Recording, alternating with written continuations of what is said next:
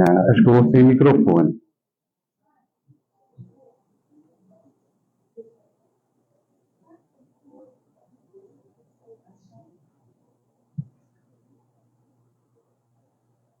Bom, que o bom Deus nos acompanhe, nos oriente, nesse tema que é tão relevante dentro da doutrina espírita, né?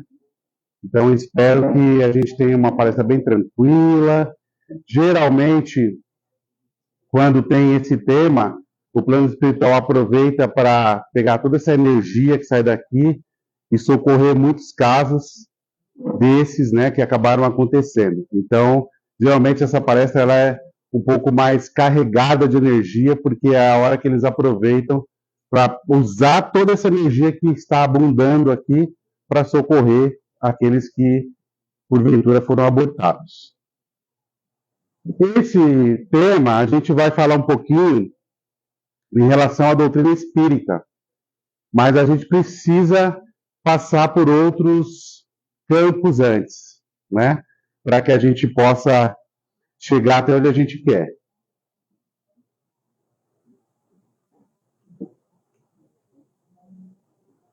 Na doutrina espírita, inclusive essa frase está bem na entrada da casa que eu participo, ela fala assim: nascer, viver, morrer, renascer, ainda e progredir sempre. Essa é a lei. Então, como reencarnacionistas que somos, né, sabemos a importância de cada experiência, de cada vida que conseguimos viver, né? E sabemos também a importância que tem esse processo reencarnatório, né? Que nada mais é do que uma grande oportunidade para todos nós de crescimento, de aprimoramento. Antes da gente entrar propriamente dita na questão do aborto, vamos traçar um caminho aqui. Quando que começa a vida, né? Quando a vida de fato começa? Quando a reencarnação, melhor dizendo para nós, começa, né? Porque a vida é eterna. Como espíritos eternos, nós vamos vivendo, né? Mas quando começa a vida? A ciência hoje, de modo geral, ainda tem algumas dúvidas. Ainda existem alguns conflitos, né? Parte da ciência diz que a vida começa no momento da fecundação. Então, muitos embriologistas dizem que quando ocorre o ato sexual e que o gameta masculino entra no óvulo feminino, ali começa a vida. Já uma parte da ciência diz que não, que na verdade a vida ocorre quando o embrião chega ao útero da mulher. Então, o gameta masculino se encontrou com o feminino, né? Aí nós já temos o zigoto, ou a célula-ovo, e essa célula-ovo fecundada, em alguns dias vai descendo pela trompa de Falópio e vai chegar lá no útero. Para alguns da ciência, é nesse momento só que começa a vida.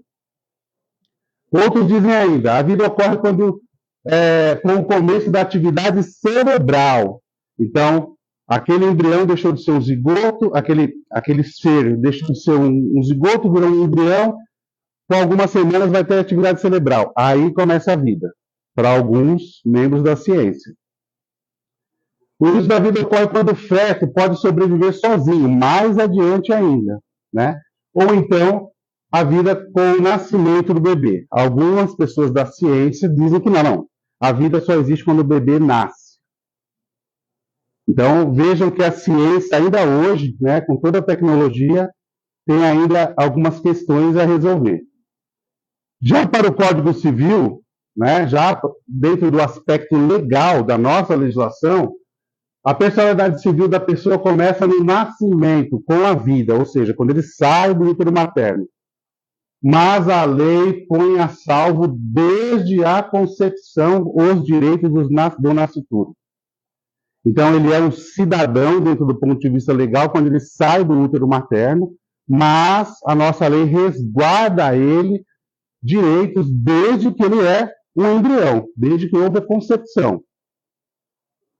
Situações em que o aborto não é considerado crime contra a vida humana, na nossa legislação, tá? Quando a gravidez representa risco de vida para a gestante. Então, quando uma gestante, por alguma razão, por exemplo, uma gravidez que não se desenvolveu no útero e sim na trompa, aquilo está gerando risco para aquela gestante, ela pode legalmente realizar um aborto, do ponto de vista legal. Tá? Quando a gravidez é resultado de um estupro, houve aí um abuso infantil, um abuso, um estupro, a mulher pode fazer um boletim de ocorrência e ela tem a condição de realizar esse aborto dentro dos mecanismos legais do Estado, dentro dos hospitais previamente já estabelecidos. Quando o feto for anencéfalo, ou seja, não possui cérebro, então, nesse caso também a mulher pode solicitar aí a realização do aborto, do ponto de vista legal, da nossa legislação. Ok? E a Igreja Católica? A Igreja Católica diz que quem provoca aborto, desde a concepção, já tem vida. Então, desde a concepção, já tem vida. E a Igreja Católica não é favorável à realização do aborto. Tanto é que na Igreja Católica, você realizando um aborto provocado, você pode ser excomungado. Né? Você não vai fazer mais parte daquela comunhão, né? Porque você praticou um crime, né? Um assassinato aos olhos da Igreja.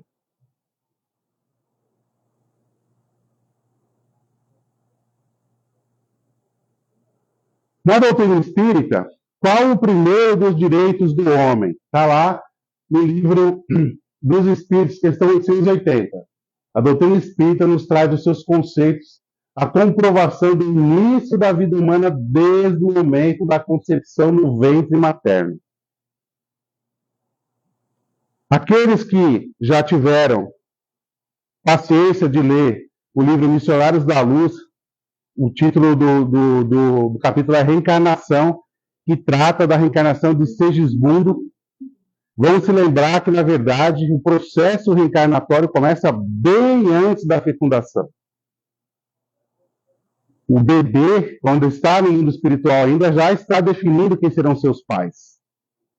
Então, o processo reencarnatório já começa bem antes. Muitas vezes, esse espírito se aproxima do pai e da mãe antes da fecundação. Hoje em dia já existem programas, inclusive séries americanas, que falam sobre isso. Um dos casos, o garoto falou para o pai e para a mãe, ele tinha 3 anos de idade, falou assim, olha, eu já estou com vocês desde o dia que vocês estavam naquele hotel rosa, perto da praia. Aí o pai olhou para a mãe e falou assim, mas ele nunca soube disso, nós nunca comentamos isso. E realmente eles passaram a lua de mel num hotel rosa, perto da praia. E a criança falou, não, eu já estava com vocês lá, eu já estava lá. Eu já estava me preparando para voltar com vocês. Então, para a doutrina espírita, desde o momento que o esperma, o gameta masculino, está percorrendo o útero, que ainda não se sabe na ciência como que eles acertam, se vai para a direita, se vai para a esquerda, né? Eles pegam o caminho certo lá, e aí a ciência já sabe que depois que eles tomaram essa decisão, que pegaram o caminho correto, que o óvulo que está aqui, ele começa a criar um caminho químico. Ele começa a exalar algumas substâncias químicas, aliás, uma substância química, que serve de direcionamento para os espermatozoides. E eles vão certinho e vão lá e entram no óvulo. Nesse momento, a doutrina espírita já está considerando um processo reencarnatório. O espírito que vai juntar-se àquele corpo já está ali sendo ligado laço a laço. Então, para a doutrina espírita, o zigoto, ou seja, o simples encontro da célula masculina com a feminina, já tem vida. A partir daí, se a gente interromper deliberadamente, já é um aborto. Então, onde começa a vida, a nossa reencarnação na doutrina espírita? Biologicamente falando, desde o encontro da célula masculina com a célula feminina. Ah, Daniel, mas ele não percorreu ainda a trompa, não chegou até o endométrio, não encostou na parede do útero e começou todo aquele processo. Já tem vida. Tanto é verdade que a velocidade com que ele aumenta de tamanho é surpreendente. Não tem nada na história que registra em poucos dias o que acontece dentro daquela célula ovo, dentro daquele zigoto, para ele se tornar um embrião. É absurdamente alto o volume de operações que estão acontecendo ali e o volume que ele vai ganhando, proporcionalmente falando, é claro, né? Então, nesse momento, nós já temos aí um novo ser vindo. Importante lembrarmos que o processo reencarnatório, que já começou antes, né, aproximando o espírito do pai e da mãe, ele vai completar-se por volta dos 7 anos de idade. Então, o processo reencarnatório, que começou às vezes antes, às vezes 1 ano antes, aproximando aquele espírito do pai e da mãe, criando as condições para o pai e para a mãe recebê-lo, ele se completa por volta dos 7 anos de idade, onde o espírito se integra totalmente ao corpo físico. É por isso que algumas crianças, até 7 anos, percebem muito o mundo espiritual e conseguem ler o que está acontecendo energeticamente na casa. Se os pais estão em conflito, eles conseguem ler essas energias, perceber essas energias. Se o pai tem um problema, ele é um fumante inveterado, e está com toda aquela toxina e aquelas energias que vêm junto espirituais, a criança consegue mapear isso, porque ele ainda está vivendo um mundo de relação. Ele ainda está muito próximo do mundo espiritual. O abortamento induzido significa a eliminação de uma pessoa biologicamente ativa. Dentro da doutrina espírita, a doutora Marlene Nobre é uma das pioneiras e tem vários livros de referência na sua luta contra o aborto. Então ela tem vários livros aí, que, inclusive esse, né, A Vida contra o Aborto, quando ela trata do assunto. Bom, o que é o aborto, então? O aborto, ele ocorre quando a gravidez termina ou é interrompida abruptamente. Dentro desse contexto, o Dr. Anthony Levantino, ele diz o seguinte: nós temos o aborto espontâneo, que geralmente ocorre nas mulheres a partir dos 30 anos de idade, né? E esse aborto espontâneo, ele pode ter uma série de causas que podem provocar esse aborto espontâneo, né? Por exemplo, tabagismo, uso de substâncias químicas, a questão do alcoolismo. Então, esse aborto acaba espontaneamente ocorrendo. Bom, se o aborto é espontâneo, vocês acham que a mulher pode ter alguma responsabilidade no aborto espontâneo?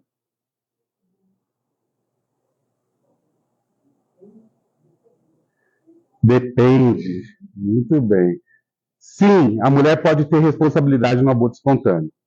Por exemplo, uma mulher que gosta de tomar cervejinha todo final de semana e ela vai lá e engravida, descobre que está grávida, não quer interromper a sua bebida alcoólica, não quer parar de fumar, não quer ter hábitos mais adequados ao fato de que ela está agora gerando uma vida dentro de si. Se essas atitudes provocarem um aborto, sim, ela é responsável por aquele assassinato. Então, gravidez não é doença, mas a partir do momento que a mulher descobre que está grávida, alguns hábitos já não são mais adequados àquela gravidez. Um deles é tomar bebida alcoólica, é fumar igual uma locomotiva, né? Então, nesse caso, sim, se aqueles hábitos contribuíram para a ocorrência do aborto espontâneo, a mulher é responsável, sim, pelaquela vida. Além disso, nós temos o aborto acidental, que ocorre por um acidente. A mulher teve uma discussão muito intensa com o marido, com o vizinho, uma batida de carro, acabou acontecendo um acidente. Mesma coisa. A mulher está grávida, um baita barrigão e está usando salto alto. Tomou um tombo, teve um aborto, ela é responsável por aquele problema que ela causou. Ela não pode mais usar um sapato inadequado, não pode mais usar um salto alto, não pode mais usar uma Anabela, que aquilo ali é um crime que as mulheres usam. Aí vocês podem falar, como que o Daniel sabe tanto? É que na minha profissão eu sou técnico em segurança do trabalho e, entre outras coisas que eu já tive que estudar, é construção do sapato feminino. Então eu sei bastante coisa sobre o sapato feminino, principalmente os acidentes que eles geram, né? A Anabela, eu afirmo, é um crime. Torção de tornozelo, rompimento de tendão, queda com fratura de antebraço, tudo isso por causa de um sapato, né? Dias de chuva, então, a mulher muitas vezes quer privilegiar a beleza e pega um sapato que não é adequado para a chuva. Então, mesmo um aborto acidental, se ele decorre de um problema onde a mulher não interviu, mesmo sabendo que ela deveria intervir, ela pode ser responsabilizada por isso.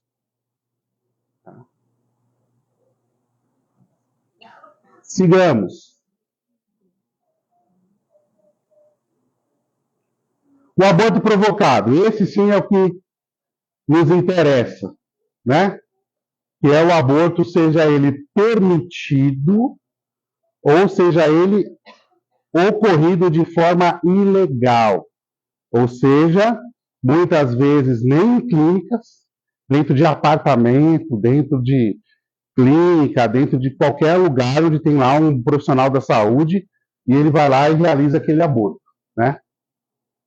Ele é dividido em terapêutico ou necessário ou endogénico ou eugênico, né? Feito para interromper a gravidez caso de vida extrauterina.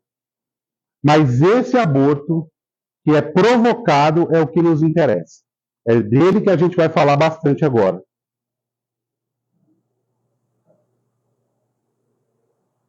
Um outro tipo de aborto que ocorre, que com certeza as mulheres presentes já ouviram falar, é o aborto de repetição, onde a mulher perde vários bebês, né? Às vezes 3, 4 bebês, 5 bebês, até conseguir ter uma gravidez.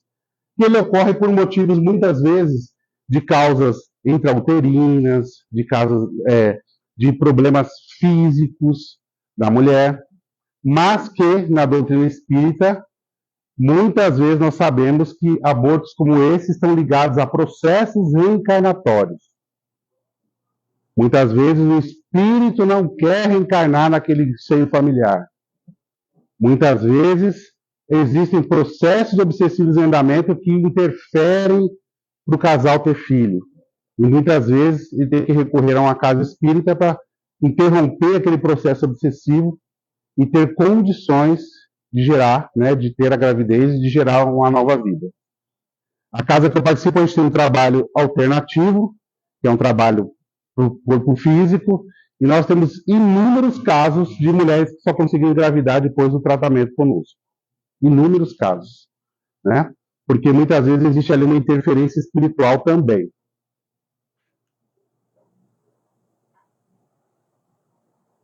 Nesses casos, né, quando ocorre isso, a mulher precisa de acompanhamento médico. Muitas vezes o casal precisa, além do acompanhamento médico, do acompanhamento psicológico. Porque muitas vezes o problema não é espiritual nem físico. É só psicológico. É só entender o que está acontecendo, aceitar aquela situação. É por isso que às vezes a gente vê assim, fulano, casado com ciclana, não conseguiu engravidar de jeito nenhum, adotou, em seguida engravidou. Né? Às vezes é só algum obstáculo ali emocional que está interferindo, causando a dificuldade.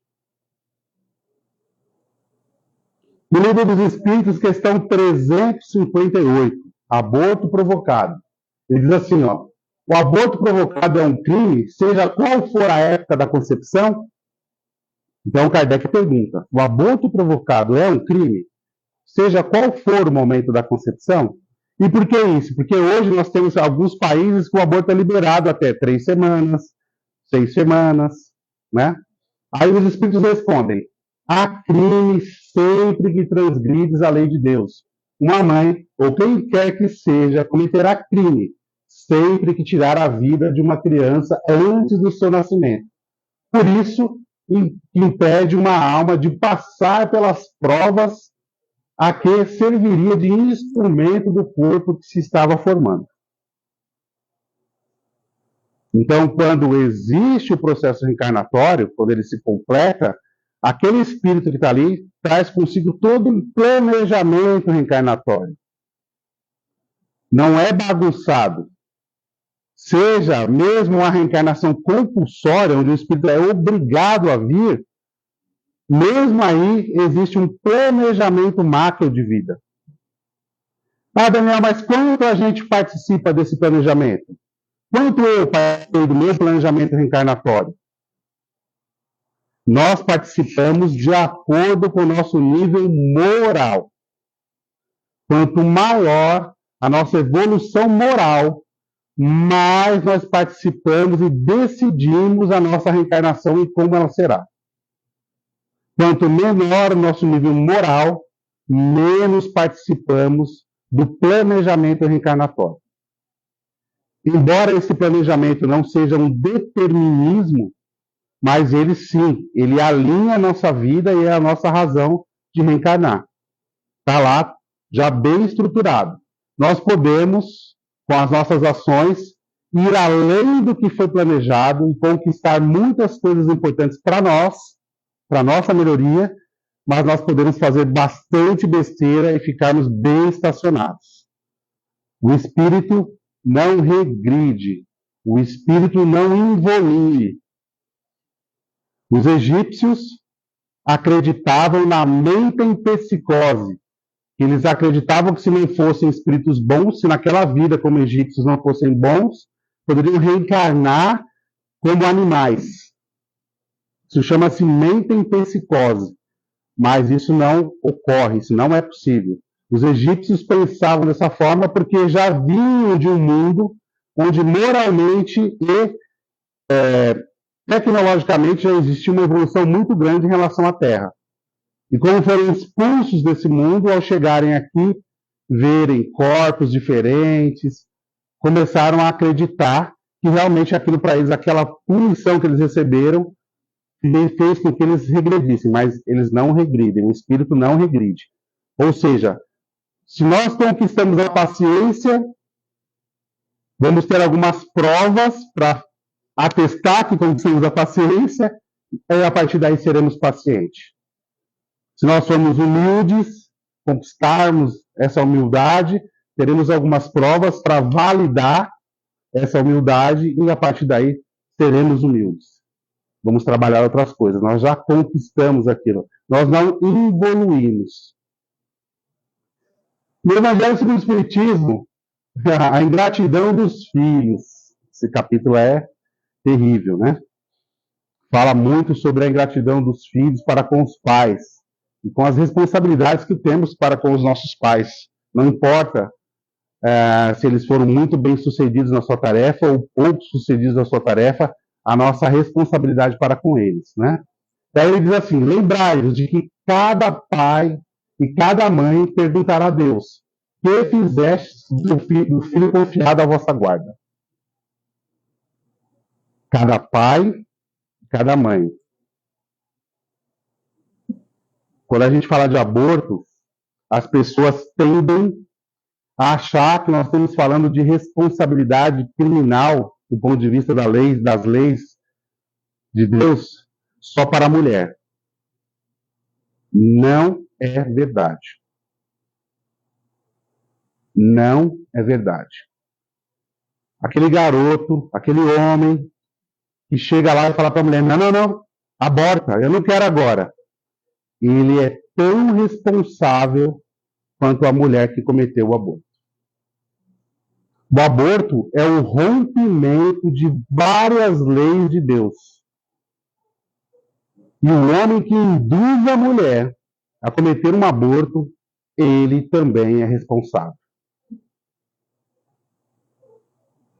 Uma certa vez, nós estávamos no trabalho de obsessão E nessa ocasião, já faz alguns anos, eu não era dirigente, eu não era dialogador, né? Hoje eu dialogo com as entidades. Naquele momento eu era médium, então estava lá no círculo, né? Bem concentradinho. E achei estranho que uma pessoa veio, fizeram a preparação, deram um passe nela e ela saiu. E eu comecei a ver manchas no perispírito da pessoa. E essas manchas, eu falei, poxa, mas que estranho. Daí eu já vi essas manchas, mas em caso de aborto. Mulheres que cometeram aborto, mas não era mulher. Aí eu não tive dúvida. Perguntei para o dirigente, falei, olha, era uma mulher ou era um homem que estava sentado? Aí ele falou, era um homem, por quê? Eu falei, não, porque eu tô achando estranho, tem umas manchas onde seria um útero. Uma entidade se aproximou e falou, então, sabe o que aconteceu? Ele induziu uma mulher a cometer aborto. A mancha que está no perispírito dela também está no perispírito dele. Entenderam porque alguns casos de homem que tem varicocele não consegue ser pai? Quer ser pai, não consegue ser pai? Uma mulher que é muito ser mãe, tem endometriose, tem uma série de problemas, não consegue ser mãe? Porque os perispíritos estão lesionados. E há de se fazer um esforço grande para que consiga gerar uma vida. Porque muitas vezes ambos têm responsabilidade. Nós vemos isso o tempo todo nas periferias. Garotas de 14, 15, 13 anos grávidas. E muitas vezes o garoto, não, vai tirar. Aí a gente pode pensar, não, mas é só na periferia. Não. No livro Os Abortados, melhor, no livro do Nelson, Nós Abortamos, porque são tantos livros dele que às vezes me confundo. Deixa eu pegar aqui, para não falar besteira, mas acho que é no Nós Abortamos. Isso mesmo. Nós Abortamos. Ele conta diversas histórias aqui de aborto, né? E um caso, por exemplo, que chama a atenção, que o marido fala, não, agora não dá não, tira essa criança. Mas você queria ser pai, tira, porque agora eu preciso terminar a faculdade. Aí a mãe, tá bom, vai lá, tira a criança. Passado um tempo, terminou a faculdade, ela falou, agora ok, né? Engravida, tô grávida de novo. Não, agora não dá, porque agora eu preciso fazer uma pós-graduação. Tira a criança. Aí ela vai, a mulher, se submeter àquele desespero todo. Depois, lá na frente, não, agora não dá, para preciso trocar de carro. Quando, enfim, ela engravidou pela quarta vez, né?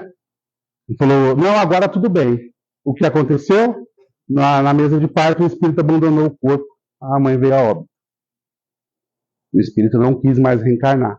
Achou que novamente ele seria vítima de aborto, e aí ele abandonou o corpo, a mãe veio a óbito. Então, vejam, as pessoas tendem a achar que o problema do aborto se restringe à mulher. A mulher é que vai responder por tudo isso. Negativo. O homem que não agiu corretamente também. O homem ou a mulher que induziu a um aborto também é responsável. Amiga, estou desesperada, estou grávida de fulano. Tira. O que você está dizendo? Tira. Você está contribuindo para um assassinato. E vai ser responsável por isso. Simples assim. Chico Xavier diz assim, o aborto é sempre lamentável, porque já estamos na Terra com elementos anticoncepcionais, de aplicação suave, compreensível e humanitário.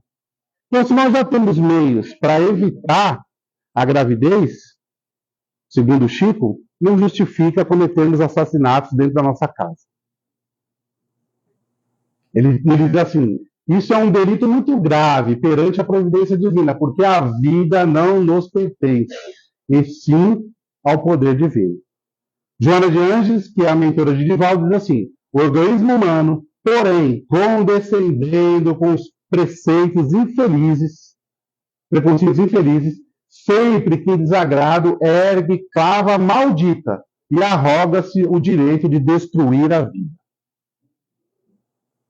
Pessoas cometem aborto porque descobriram que o feto era uma menina e ele queria um menino. Era um menino e ele queria uma menina. Então vejam o nível do problema, até onde vai. Divaldo diz assim, O aborto é um crime covarde, praticado contra alguém que não consegue se defender.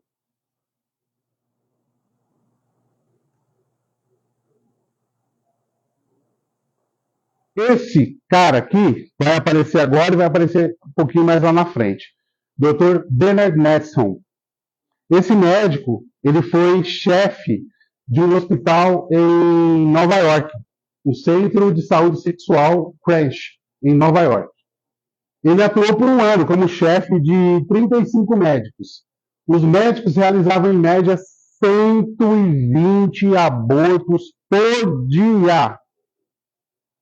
120 abortos por dia. Vocês imaginam isso vezes um ano do que nós estamos falando, né? Ele mesmo, o próprio Matheson, Bernard Matheson, ele chegou a realizar mais de 5 mil abortos. Foram 60 mil. Ele, pessoalmente, realizou mais de 5 mil abortos. Então, vocês imaginem o nível de comprometimento desse espírito perante as leis divinas, né? Mas nós vamos falar dele lá na frente. Aí eu trouxe alguns argumentos que ainda assim existem, né? Embora predominantemente a sociedade brasileira é contra o aborto, predominantemente, ainda existe um número muito pequeno de pessoas que infelizmente, a favor do aborto. As feministas dizem assim, ó, direito da mulher de dispor do seu corpo. Direito da mulher de dispor do seu corpo. Então vamos lá para a doutrina espírita. Primeiro, o corpo que nós temos nos é emprestado. A mulher não tem nada, não é nada dela, é de Deus. Ela recebeu um empréstimo de corpo. Se ela conduzir mal esse corpo, se ele, homem, conduzir mal esse corpo, ele pode gerar problemas na sua matriz, que é o seu perispírito. Então, o homem que arrebenta com o corpo, a mulher que arrebenta com o corpo que lhe foi dado, vai responder por isso. Criou lesões naquele corpo que lhe foi emprestado. Não é dela. Nós não temos nada. Aliás, nós não somos nem matéria, nós somos luz. Aliás, nós não somos daqui, nós estamos aqui. Então, as feministas estão completamente erradas. O corpo não é da mulher, é um empréstimo divino. O corpo não é do homem, é um empréstimo divino. Que nós temos a obrigação e a incumbência de conduzir bem. Aquela criança que está sendo gerada dentro do ventre materno não é posse da mulher. É um outro espírito que a mulher está incumbida por Deus de conduzir. Ela tem uma responsabilidade de conduzir aquele espírito, de proporcionar àquele espírito uma oportunidade de crescimento, de aprendizado, de melhoria. E o homem, idem. Então, esse argumento de que o corpo é da mulher,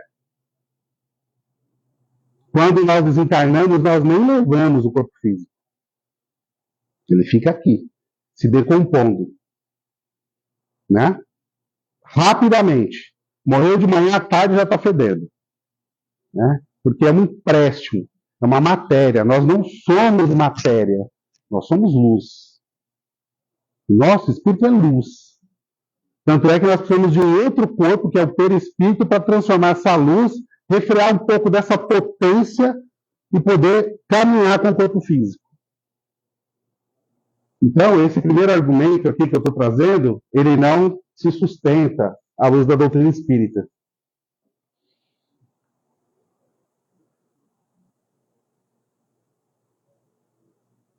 Um outro argumento também que a gente ouve pró-aborto, né? É o eugênico, onde se defende evitar o nascimento de bebês com deficiência física ou psíquica. Ah, não, mas essa criança vai ser autista, essa criança vai ter um problema na perna, vamos abortar. Negativo. Como eu disse, como eu comecei dizendo, O processo reencarnatório já está acontecendo. Já existe uma previsão. Quando nós reencarnamos, até as doenças que nós teremos já estão previstas no nosso perispírito. Vai ter asma. Por que vocês acham que tem asma? Por que vocês acham que a pessoa tem asma? Que Deus fala, nasce com asma, uma bronquite danada. Não. Muito provavelmente um fumante inveterado na vida passada. Lesionou sua matriz. Reencarna com bronquite. Simples assim. Lesionou sua matriz. Precisa curar aquela matriz que está lesionada. Né? Então, não justifica sob hipótese alguma a gente dizer assim, mas ele vai nascer com problema mental. Ele vai nascer assim, então vamos... Não. Aquilo está previsto e aquilo o espírito precisa vivenciar aquilo. Ele vai ser autista. Muitos autistas foram em reencarnações muito próximas suicidas. Precisam agora vir nessa condição para entenderem, receber esse amor em potencial para entender o que é a vida. O que é o amor. Então você vai lá e interrompe? Provoca um aborto? Você está impedindo do espírito regressar e experimentar as coisas que ele precisa experimentar. Então, esse segundo argumento, são alguns, né, também não se justifica. O outro argumento, movimentos em favor da liberação do aborto devido à clandestinidade. Não, tem que liberar o aborto, que muita mulher morre em clínica clandestina. Mentira. O Dr. Bernard Nelson, depois, vocês vão ver daqui a pouco, quando ele passou por outro lado, ele viu que as feministas faziam o quê? Aumentavam as estatísticas absurdamente para tentar sensibilizar. Porque se você pega as estatísticas, o número de mulheres que morrem em decorrência de um aborto, a maioria não é no aborto clandestino, é dentro do próprio hospital. Por conta das sequelas do ato que é tão invasivo. Que a gente vai ver já já. É muito invasivo. Então, também não é verdade. Né? Mulheres morrem provocando um aborto clandestino? Sim. Mas estatisticamente não justifica. Né? Até porque o risco de um aborto um aborto legalizado dentro do hospital também existe. Lembre-se que nós estamos tirando algo que está na mulher. E que estava previsto de estar ali. Né? Joana de Ângelo diz assim, os movimentos em favor da liberação do aborto, sob a alegação de que o mesmo é feito clandestinamente, resultam em legalizar um crime para que outro equivalente tenha curso. Então, Joana de Ângelo é simples assim, eu quero legalizar um crime para que o outro possa estar em curso. Daniel, por que tem tantas pessoas que ainda defendem o aborto? Né? Uma corrente ainda defende tanto aborto. Porque se eu pego um crime dessa natureza e eu consigo colocá-lo numa vala comum, como se fosse algo comum, daí para frente, qualquer coisa é comum. Qualquer outro assassinato para nós, para a nossa sociedade, passa a ser comum. Então é por isso que se tem tanta gente defendendo, né? Disse que, na clandestinidade, o óbito das gestantes que tombam por imprudência em mãos incapazes e criminosas é muito grande. E quando tal não ocorre, as consequências da técnica são dolorosas, gerando sequelas ou dando origem a processos de enfermidade de longo curso. O aborto, pessoal, às vezes traz para a mulher uma falsa ideia de tranquilidade, uma falsa ideia. Porque as consequências de um aborto são tenebrosas. Eu vou passar rapidamente porque é importante. Essa é uma forma de se abortar, a curetagem. Tirar o feto em pedaços dentro do útero. Olha onde vai a maldade, né? Eu vou passar rapidamente porque esse não é o nosso propósito. Um outro caso aqui, de como o aborto é praticado, aspiração manual intrauterina. Aspira-se o bebê que está vivo ainda, muitas vezes.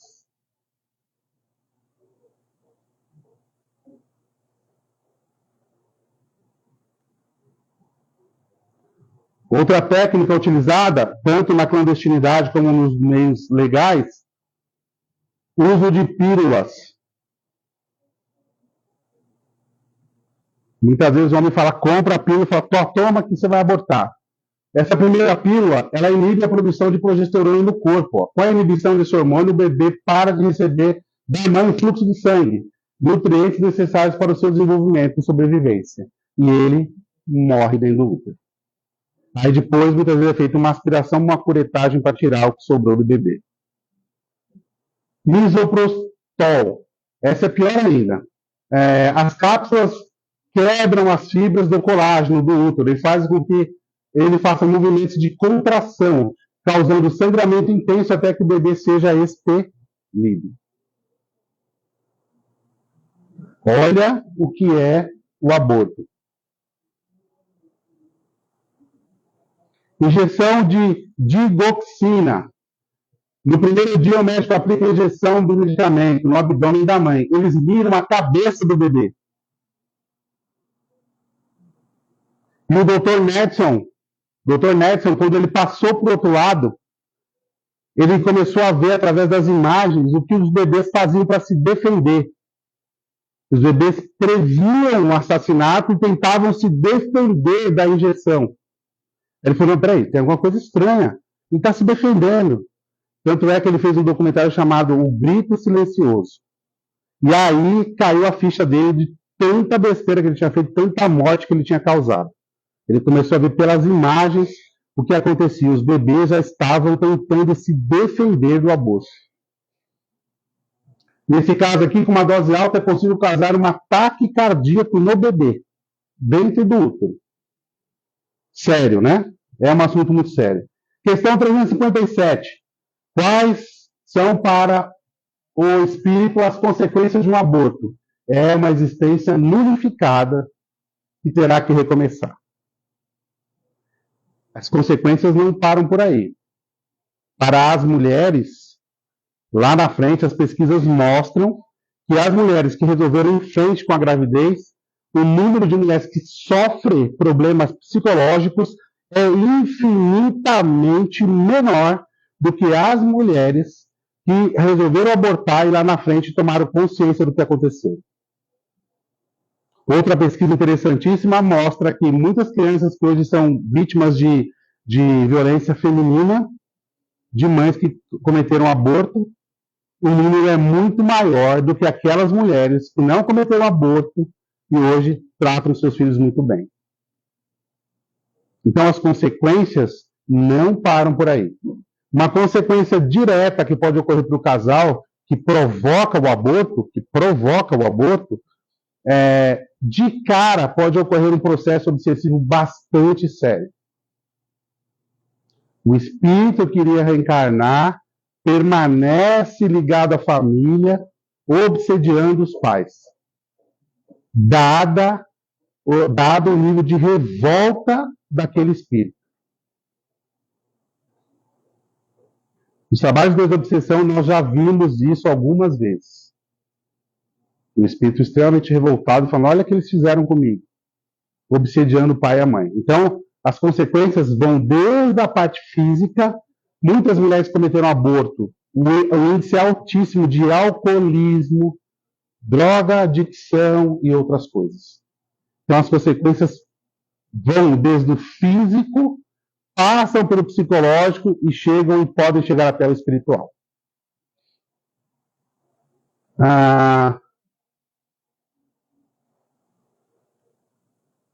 Essas responsabilidades e consequências para o pai, para a mãe. Importante também, para os médicos.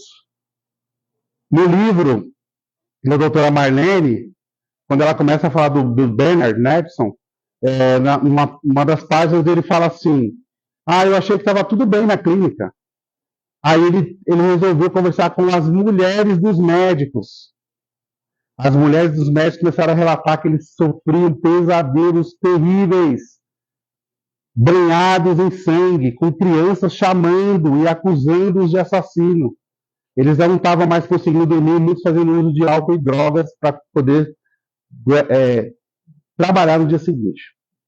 As enfermeiras, a mesma coisa, pesadelos terríveis de crianças perseguindo-as durante a noite. Então vejam que as responsabilidades vão ao longe, né? Em todos aqueles que estão envolvidos diretamente com isso. Bom, tá, Daniel, e aí? E a prevenção? Né? A pessoa chega na gente e fala assim, está pensando em cometer um aborto. Primeira coisa, em hipótese alguma, a gente deve fomentar isso. A gente deve fazer com que essa pessoa procure ajuda numa casa espírita. Os tratamentos de passe vão ajudar muito ao reequilíbrio dos centros de força, as palestras, né? Ah, Daniel, mas ela foi vítima de um estupro. Ok, nós temos 9 meses para fazer com que ela entenda que aquela criança não tem nada a ver com um ato selvagem e estúpido de um estuprador. Nós temos 9 meses para fazer com que ela entenda isso. Porque se ela tirar aquela vida, aquela criança nem sequer foi ouvida. Nós temos 9 meses para tratá-la com a parte espiritual, a parte física, a parte emocional, com psicólogos, para que ela consiga lidar com aquela situação. Nunca dizer assim, vai lá e aborta. Né? Diante do aborto, delineamente, procura pensar em termos de amor, e o amor te dirá qual a melhor atitude a tomar em relação ao filhinho em formação, conforme os teus genitores fizeram contigo, permitindo que você pudesse renascer. A casa espírita tem um papel importante que é a educação do espírito. A educação do espírito. Fazer com que a gente entenda, de uma vez por todas, que muitas coisas que nos ocorrem estão dentro de um planejamento, e às vezes não estão dentro de um planejamento, porém, nossas atitudes conduziram àquela situação. Então, portanto, existe lei de ação e reação, de causa e efeito, e nós precisamos administrar isso. Né? O Dr. Bernard Matheson, como eu falei, depois desse hospital em Nova York, ele foi diretor do Centro de Obstetrícia, do Hospital São Lucas. Ele desenvolveu, quando caiu a ficha do que ele estava fazendo, né, através das imagens, como eu contei, olha o que ele fez. Ele desenvolveu 50 tipos de cirurgia no interior do útero das mulheres, a fim de melhorar a qualidade de vida daquele bebê ou de salvar aqueles bebês. Mais de 50 tipos de cirurgia. Ele mudou completamente a chave. Então, por que eu trouxe essa informação? Porque, eu tive um aborto lá que eu provoquei. Já foi. Já foi. Agora, o que eu faço daqui para frente? Qual é a minha conduta? Mas aí eu tive uma lesão, não posso mais ter filho. Tá bom, e tanta criança que tem abandonada por aí que precisa de ajuda? Qual é a minha conduta daqui para frente? Não adianta ficar me remoendo num desespero, num remorso que é improdutivo. Isso não vai resolver nada. Vamos daqui para frente. Eu, ao longo dessa minha jornada, eu já tive 2 casos de amigas que me procuraram e já tinham cometido aborto. E foi o que eu disse a elas. Eu falei, olha, esquece, isso aí já está lá, já está posto. Daqui para frente é o que interessa. Né? Como vai ser a sua conduta, o que você vai fazer, como você vai modificar isso, quais as coisas positivas que você vai construir daqui para frente, né? Para que lá, na hora da soma, a coisa empate, pelo menos. Né?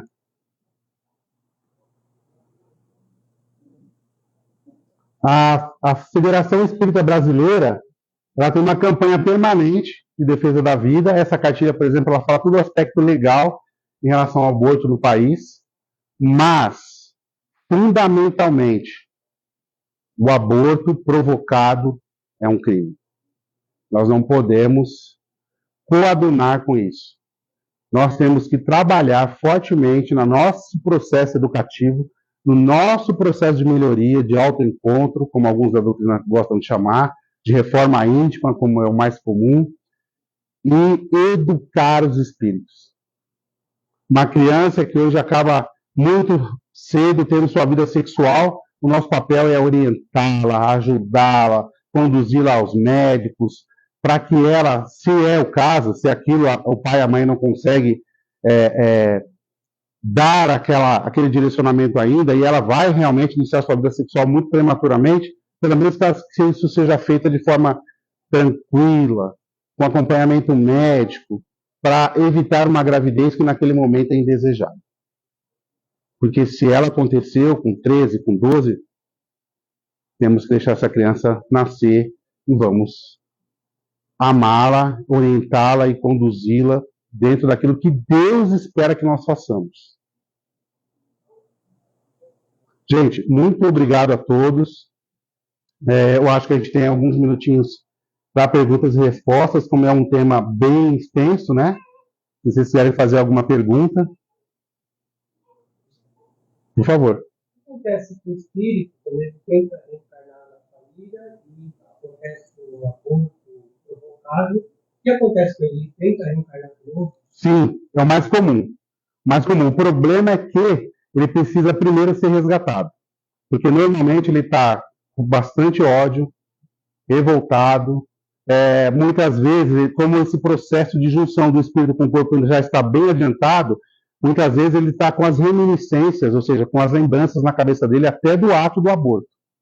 Então, no primeiro momento, ele precisa ser resgatado com muito carinho, conduzido ao plano espiritual, para que seja feito um novo trabalho, um novo processo para ele reencarnar. Muitas vezes na própria família. Muitas vezes. Pois não?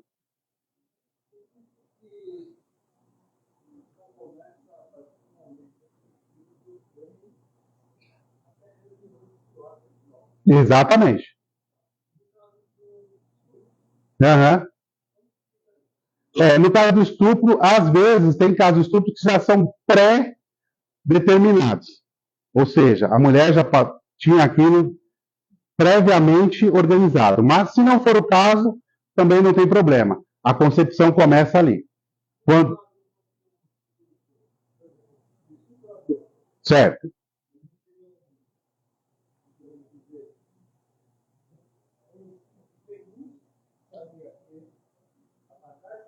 Sim.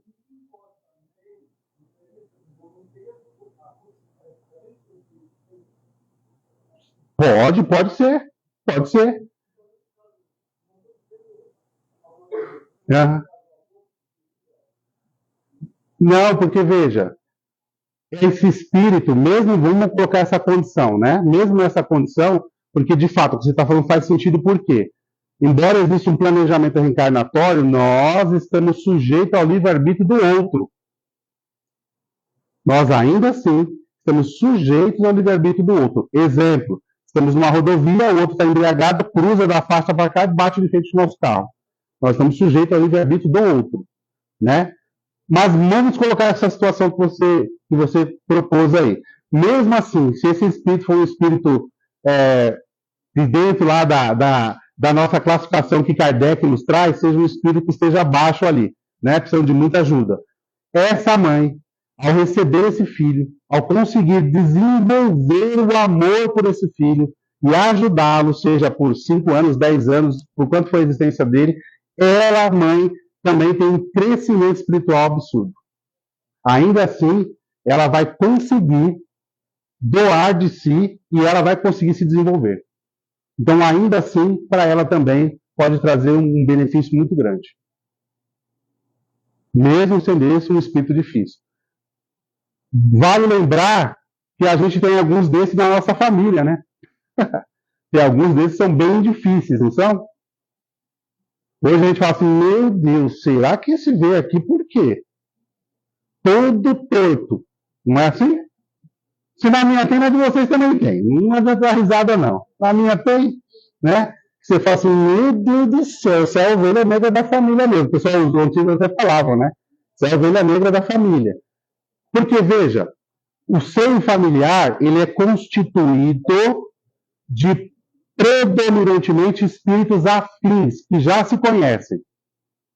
Mas, muitas vezes, é comum, na família de vocês tem, na minha também, espíritos que eram mais atrasadinhos e que vieram na nossa família para crescer, se desenvolver e aprender.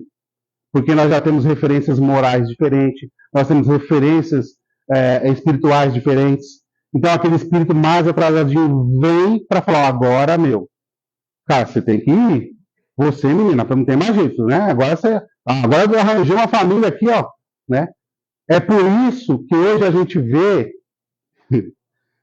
isso é muito comum, crianças infinitamente melhores moralmente que os próprios pais. Esses dias eu estava no centro espírita, a menina passou na desobsessão, resumindo assim, o que essa menina vai fazer aqui, né? Aí uma médica falou assim, não, o problema não é ela, o problema é a mãe. Ela é um espírito de luz, o problema é a mãe. E aí começou a falar da mãe. Aí lá vai eu ter que conversar com a menina, né? Resultado, a menina começou a contar as coisas da mãe, eu falei, meu Deus do céu, quem é a mãe? A mãe acho que era a menina. Porque moralmente ela era muito melhor que a mãe. Era um espírito muito mais adiantado que a mãe. Lembrando que não é no sentido pejorativo, é no sentido de a doutrina espírita, ela é meritocrática.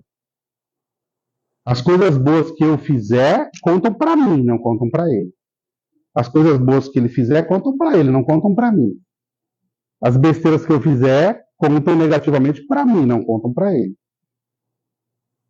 Então, quando a gente fala assim, o espírito é mais atrasado, é isso mesmo.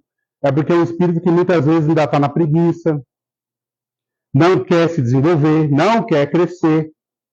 Na doutrina espírita, meu pai falava assim, antes de desencarnar, ele falava, filho, tem tanta gente que entra na doutrina, mas nunca deixa a doutrina entrar nele. Meu pai falava isso. Mais de 60 anos de doutrina espírita, né? E ele falava isso, por quê? Porque muitas vezes a pessoa entra na doutrina, mas ela não quer fazer nada para mudar. Por que que muitas religiões que prometem o resgate automático tá cheio de gente? Porque é simples, é só entrar. É só entrar. Não preciso fazer mais nada. Posso continuar sendo a mesma coisa que eu era 30 anos atrás, sem evoluir 1 centímetro. A doutrina espírita vai ficar o tempo todo te impulsionando para, olha para você, veja o que dá para melhorar. Mas aquela minha vizinha, não topo com ela, então, mas vai lá, tenta reconciliar. Fulano, não fez não sei o quê. Vai lá, tenta perdoar. A doutrina espírita vai ficar o tempo todo dizendo para você, melhore, melhore, melhore, faça melhor, seja melhor, perdoe, ame. E aí muita gente fala assim, não dá, né, meu? Não dá, eu não estou afim disso. Né? Mas espero ter respondido a sua pergunta. Sim, claro. Hoje, né, as crianças que nascem hoje, elas são realmente muito mais evoluídas, né? A gente percebe. As conversas, né? Que eu falo, né? Eu tenho uma filha de 19 anos, ela aprende a falar todos os dias. Isso não é normal? Não é no futuro? Isso não é sempre acontecer? Sim. Na verdade, o que está acontecendo já, o planeta já está passando por um processo de transformação. Nós vamos sair de um planeta de provas e expiações, onde existe dor, guerra, onde gente dá mata o outro por causa de R$20, e nós vamos migrar para um planeta de regeneração, onde não vai ter mais guerra. Então, perceba, nesse processo, muitos espíritos que estão encarnando agora estão tendo a última chance aqui. Não dá mais, chega. Chega. Ou seja, nós, muito em breve, né, que historicamente em breve é complicado, mas muito em breve nesse planeta nem vai ter mais, acreditem se quiser, político corrupto. Não vai ter, porque eles não vão mais reencarnar aqui. Não cabe mais roubar dinheiro da saúde, roubar dinheiro, né, da merenda. Então não cabe mais. Então esses espíritos, já está acontecendo, alguns já não vão ter mais o privilégio de reencarnar aqui, vão ter que reencarnar em planetas com nível moral igual ao dele. Então, quer dizer que a minha filha é muito mais evoluída, né, do que eu, no caso, eu sei que a gente tem essa diferença. Sim, ao mesmo tempo que muitos não vão mais poder reencarnar aqui se não melhorarem, se não se adequarem, também estão reencarnando outros com um nível moral muito elevado que vão nos ajudar nesse processo. Então, eles vão, por exemplo, ser menos materialistas, você pode perceber que tem algumas coisas difíceis, né, com alguns jovens, mas, por exemplo, os jovens, muitos jovens são menos materialistas. Eles não se preocupam em ter carro, eles não se preocupam em ter casa, né, não, tá tudo certo, tal. Então, existem jovens, crianças reencarnando já numa condição moral bacana, que vão nos ajudar nesse processo. Tanto é que alguns espíritos bem de uma boa hierarquia moral, espíritas e não espíritas, tá? É importante dizer isso. Quando a gente fala de Zilda Armes, que foi lá para o Haiti e morreu lá, ela, Zilda Armes, espiritualmente socorreu todo mundo do Haiti. Ela era católica. E qual o problema? O que importa é a moral. Ela desencarnou lá e socorreu milhares de espíritos que desencarnaram no mesmo terremoto que ela. Então, assim como nós temos espíritas reencarnando, que vão nos ajudar, que vão ter, são grandes expoentes, nós temos também aqueles que estão tendo a última chance. É bom aproveitar. E uma última informação, ninguém me perguntou, mas eu vou falar. Por exemplo, a pílula do dia seguinte, ela é um aborto provocado?